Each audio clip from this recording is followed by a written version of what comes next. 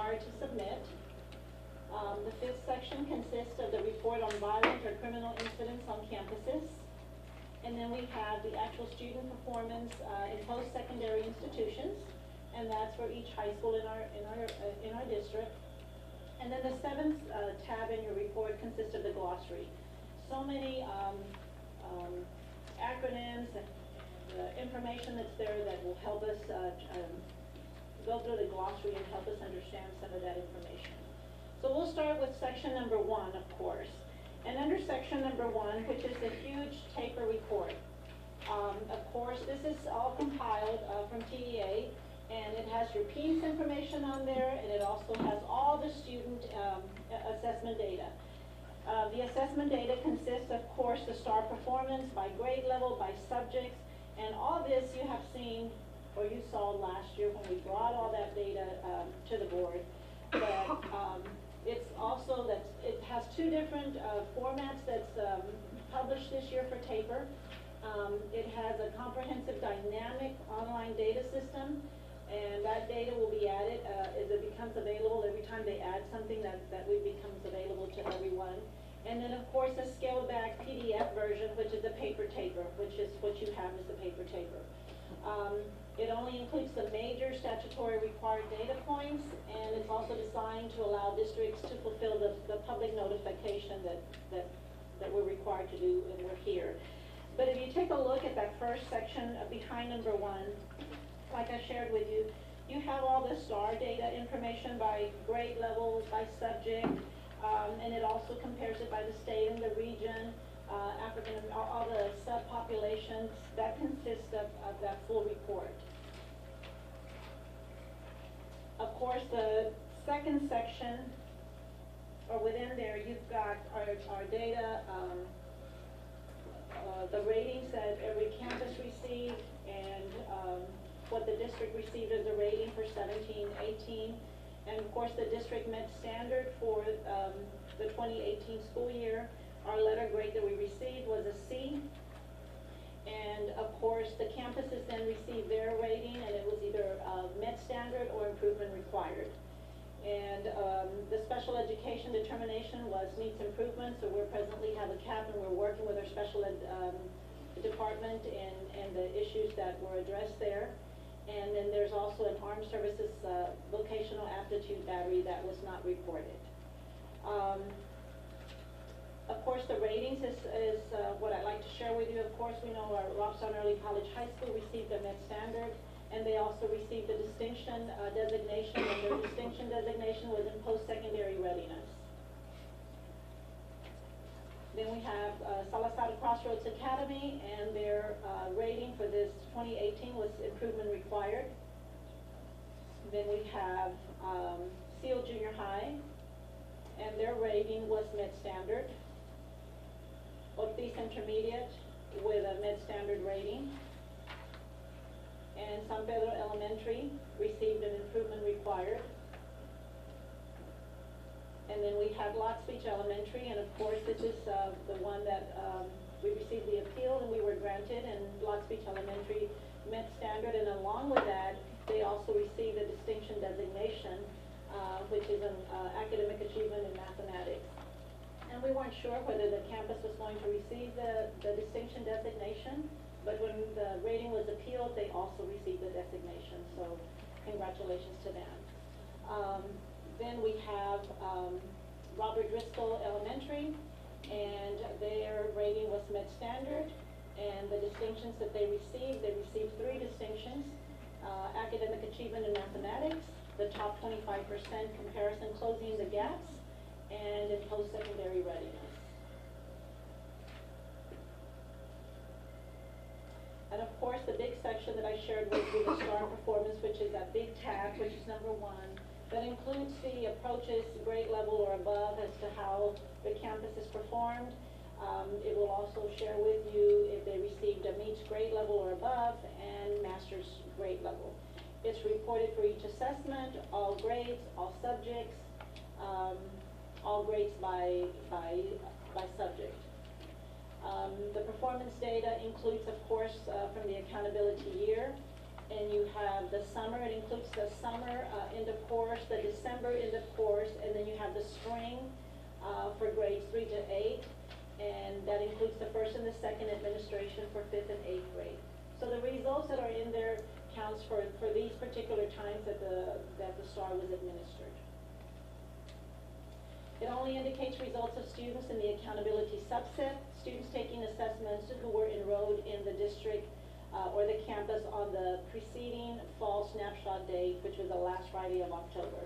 So if the students were here afterwards, then their data is not included in the report, or if they were here prior to October and they left us. It's only the students that were here on the snapshot date. And that's how they submit the results to us. You also get to see a section that has the school progress, the academic growth for each campus. We have the performance of prior years and the students that are non-proficient. We have information in there that deals with the Student Success Initiative performance, and that's our 5th and 8th graders. There's some bilingual education, ESL language performance measures. And that information itself shows the performance that was based on instructional models for students identified in the current ELS in the 17-18 school year. And then they'll share all the information for the ELS students, whether it was in various modes of bilingual, or whether they were in an ESL classroom, if they received no service, or if they received a service, and the total content for ELA. Lots of information in TABOR. I applaud Ms. Daxa. She went through every single page. It's a lot of data. Lots of data to review. But, this is my game page. You also have the participation, and it gives us information on the percent of students that were tested. It gives you information on attendance, the graduation, the dropout rate.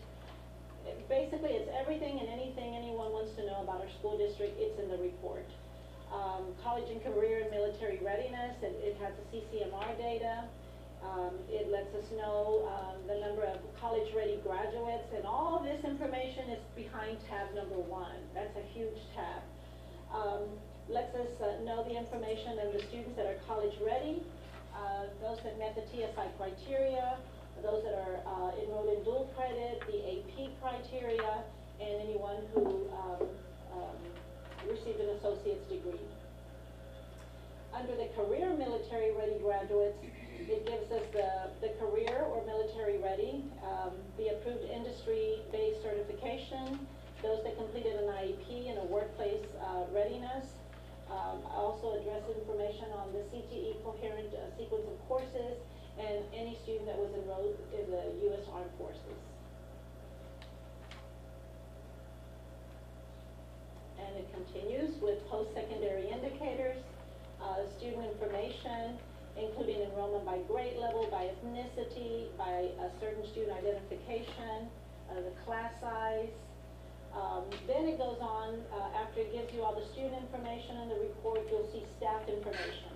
And under the staff information, it's going to include the total number of staff members by classification, by teachers, by ethnicity, by gender, teachers by the highest degree held, years of experience, experience of campus leadership, staff salary, teacher turnover rate, and you find that information not only for the district, but when you get to every campus, it has it for every single campus, all the identical information. It also provides program information for the district and the campuses, the total enrollment by programs, and the teachers by program. And then finally, you get to move to tab number 2.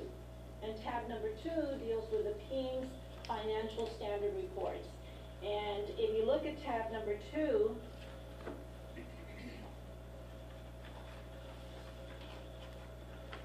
we've included there what's required, which is the actual financial data for the district, and this is for the year 2016-2017. It gives you the receipts, the fund balances, the disbursements, program expenditures, the tax rates, the 2015 tax year state certified property values, along with the unassigned fund balance percent of total budgeted expenditures. And behind that you have the actual financial data for each individual campus. So we have to go in there and then print out the reports for every single campus. So you'll see all that behind tab number 2. Behind tab number 3, then you have the district accreditation status, which I shared with you at the beginning. And each year, of course, TA assigns one of the 4 accreditation statuses to each district. The 4 accreditation statuses are accredited, accredited worn, accredited probation, or not accredited revoked. It also gives, in assigning the accreditation status for the district, they take into consideration the academic accountability rating for the district. They also take a look at the financial accountability rating, data integrity, and program area deficiencies identified through PEEMS.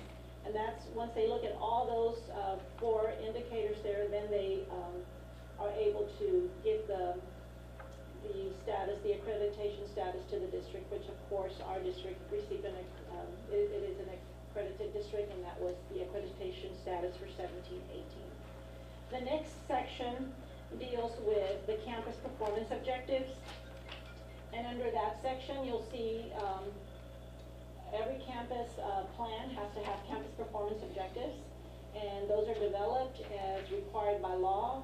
And then each campus improvement plan includes the performance objectives based on the data that the campuses have analyzed and the needs assessment. And all that is what's the data that was reported in 16-17. They took a look at their comprehensive needs assessment and put that needs assessment together. And of course, each campus periodically measures progress towards its performance objectives. And within the template that we use for campus performance objectives and for our district and campus plans, there is information on that the campuses and the districts have to go into the plan to analyze the district and see how we're moving forward, if we're meeting our objectives or not. So in that section, you'll see, and we brought these forth to you back when we approved them, but we're required by law to place them in here for you. So you'll have all your campus performance objectives that were approved by the board. And of course, the campus CIPs are posted on the district's website and are available for review at both our district and the campus. The next section is where we are required to report on violent criminal incidents, and that's a requirement from 39.306. And you'll see the page behind that tablet, and it's all zeros. The report must include the number, the rate, and the type of violent or criminal incidents that occurred on each campus, and the information concerning the school violence prevention and violence intervention policy. So you'll get to see the report is put together by incident counts, by reason for every single campus.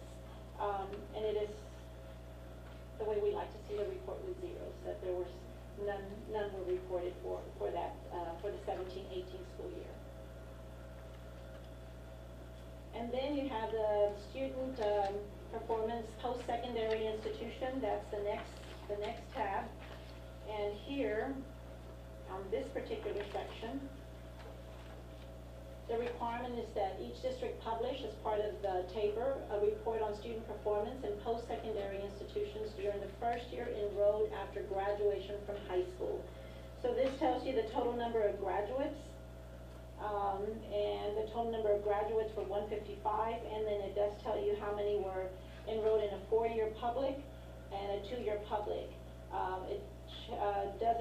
It gives you some independent colleges and universities, but not all private universities are on here.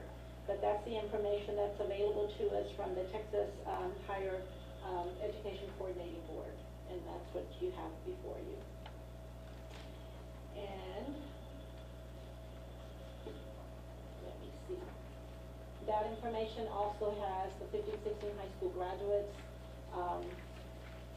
in that report. And of course, at the very end of the report is your glossary, just in case we need help in understanding everything that is on the report. But it's put together in a really nice format that makes it very user friendly for us to take a look at. That is the TABOR. It's a huge report. Of course, after the meeting, then we are required to post it on our website. We have a certain number of days that we're required to do that, so tomorrow morning we'll post it on our website. That way it's available to parents and community members. Of course, if there's any questions, there's also a translation. We haven't received it yet. It should have been ready in January, but the glossary comes out in Spanish. And there's, of course, like I said, it's required to be posted on the website 2 weeks. We have a 2-week window to post it on the district website. We like to post it right away. We're required to keep a copy of it at the district level, and the campus should also have a copy in case there's questions. But if there's any questions about the report, of course they can contact me. That's my information that we're required to publish as to if there's any questions on the report itself. And that's the table.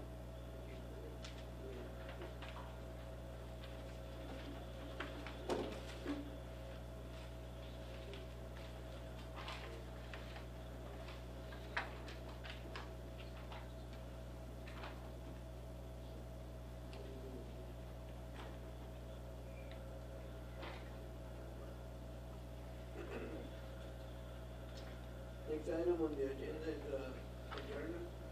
We don't. Sorry. Yes, you may. Yana. I have a question. I have 2 questions. Yes, sorry. On when you said that it measures how many graduates went to college, right? If they enrolled in a 4-year or a 2-year? That last section, yes. Does it give us how many kids graduated from college? No. It doesn't give us that, it's only 1 year? Yes. And then I couldn't find it, I really did look from it. I didn't read it all, but I did look. Is there a section that it gives the parents, like if there's 37 kids that enroll for dual credit or college classes, is there a dropout rate of how many of those 37? No. There's No, not. the dropout rate information that's included is the information that they drop out of school, but not out of the record. That would be something that we would have to do. And it's just not even, it's not required by them that we put it in there? No. Okay. Because I was interested in that number, because I know that a lot of kids drop out. And that concerns me because it could be a W on their transcript and it carries on with them. I'm really interested to see that. Okay, and there was, one of the sessions that we went to at Midwinter was a session that dealt with tracking the AP and dual credit enrollment, and that's something that we'd like to share with you all at a later time. Yeah, I'd Share love that to with see you. that. It's a really good way, it's a very simple way. It was on an Excel spreadsheet, but they were sharing with districts as to how to keep track of some of that information because that helps also your program itself. Right. You know, to really check on the effectiveness of the program. Right. So as to how many students enrolled, how many students actually finished the class, and how many of them actually dropped out of the class. Right, and is it effective? You know, because like kids would be signing up and then they drop out and we have this amazing name, but how many kids are really taking advantage of it? Yes, ma'am. There's something else that we're looking at too as a school district. There's something called the clearinghouse. And the clearinghouse will help us to track all the students who enter college, and they actually track the kids for us to see who completes college. So that's something that we're looking at, and our goal will be to kick that off for next year as well. Because I think that number will really define whether we really are college ready. Yes. Because our kids shouldn't be dropping out if they're college ready. No. Well, the other thing too is that we have currently in all Texas schools, districts are required to use it, but it's how you use that data. It's called the TSI. The TSI is really going to help us to determine which kids are having to start with remedial courses or which ones are going to be on level. Again, that's another metric that we have to continue to track to see how we're improving. And for the TSI, we test anytime, right? Correct. We test, and there's not a limit that we have to have a 10 before we test. We can test if there's at least one. Yeah. And our practice has been mainly at the senior level and junior level. We're already talking about bringing it down lower because the thing is, we have to prepare them. It's an opportunity where we can continue to get them ready. That way they continue to improve on it. And we have tutorials that are part of a program that we just brought on with Edgenuity. That's part of it as well. So they'll have that access. Yeah, I think that I would like to see that number for lottery reading for the college ready thing, but also do we have the right professors